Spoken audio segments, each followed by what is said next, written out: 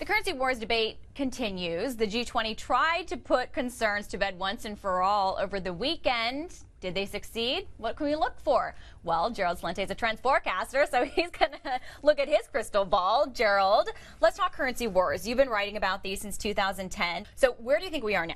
We're in a currency war. We are in one. They say there's no currency war. Who are they kidding? I mean, look what Venezuela just devalued their bolivar.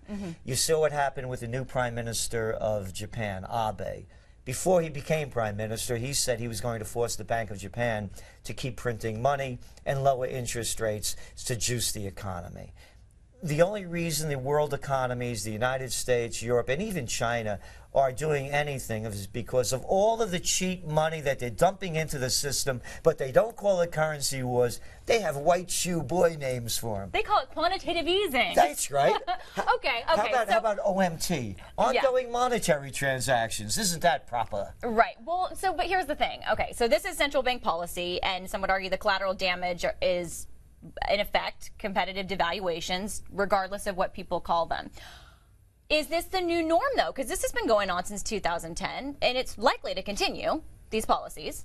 I don't see it as that. What I see is a replay of history. Okay. You had the crash of 1929, a Great Depression, currency wars. There were currency wars. Japan, during the 30s, went off the gold standard, lowered their currency. It devalued 60% against the dollar, 40% against the pound sterling. It was a trade war, was next. And then World War. The Panic of '08, a Great Depression. There's a depression going on in Spain, in Portugal, in Greece, and in a lot of America, in Romania, in Bulgaria, in Hungary, in Slovenia, and now currency wars.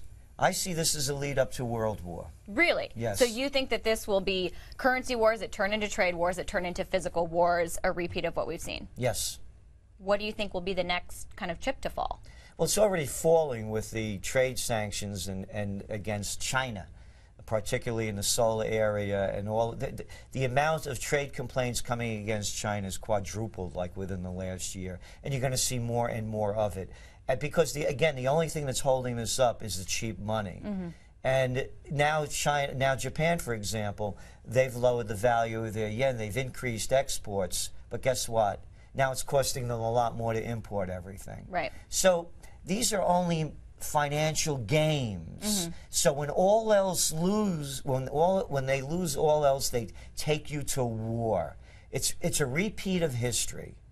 Okay, so you think that that's what's going to happen, which is obviously not a fantastic prediction for folks like us sitting here trying to figure out what to do. But what do you think is going to happen to the U.S. dollar? But look what's going on, though. Okay. There's a war in Syria. There's a war in Libya. There's a war in Bahrain. There's a war in Yemen. There are class warfare in Spain, in Portugal. The indignados taking to the streets. Look at the scandals going on. Elections are coming up this week in Italy.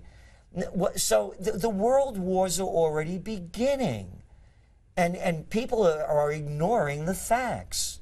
They cannot sustain this anymore. So what does it all mean to the dollar? It's just going to be one of the other debased currencies. A fan sent me a Newsweek magazine, and from 1941, because I've been talking about this.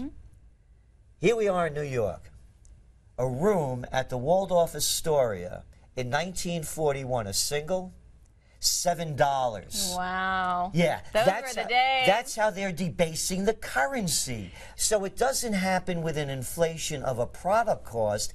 It happens with a devaluation of the currency. And that's what they're doing to all of it.